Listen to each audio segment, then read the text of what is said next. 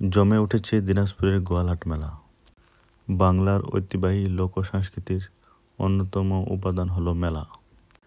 দেশের বিভিন্ন অঞ্চলে নানা উপলক্ষে মেলার আয়োজন হয়ে থাকে বহুকাল থেকে। মিলন শব্দ থেকে এসেছে মেলা।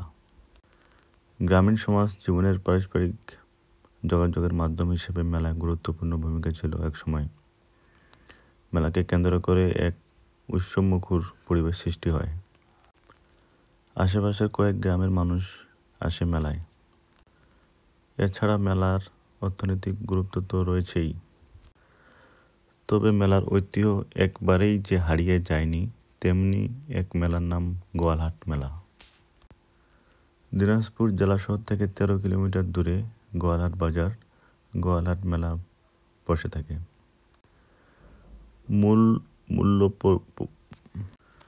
মূল্য পশু কেনাবেচার হাট হলেও এই মেলায় বিস্তার হয়েছে নানা দিক থেকে।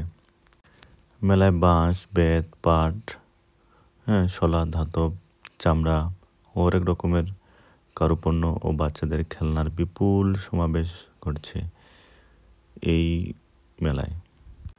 মেলায় একটি বড় অংশ জুড়ে রয়েছে হরেক রকমের মুখরোচক খাবার, যেমন স্বাদমিশালি, মুড়ি মাখা, পেয়ারা মাখা, গুড়ের রস, গুড়ের গজা, মোয়া, মিষ্টি, পরোটা, নানান পদের খাবার।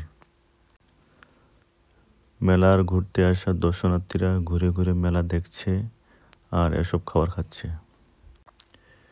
কেউ বা নিজের খাবার খেয়ে বাসায় খাবার নিয়ে যাচ্ছে। মেলার বিনোদনের জন্য রয়েছে নানান ব্যবস্থা। মেলায় ঐতিহাসিক সার্কাস, মোটরসাইকেল, মোটর বাইক খেলা, গানের আসর মেলায় ঘুরতে আসা দর্শনার্থীদের বিনোদনের খোরাক মেটাচ্ছে।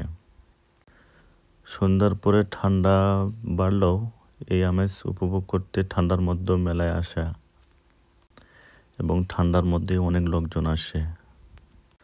এই মেলায় আসে রসন সার্কাস, তার পাশাপাশি আরও 2-1টা সার্কাস এবং মোটরসাইকেল খেলা, এবং তার পাশে রয়েছে যাত্রাপালা, এবং মেলায় রয়েছে ছোট বাচ্চাদের রাইডস আছে বিভিন্ন ধরনের।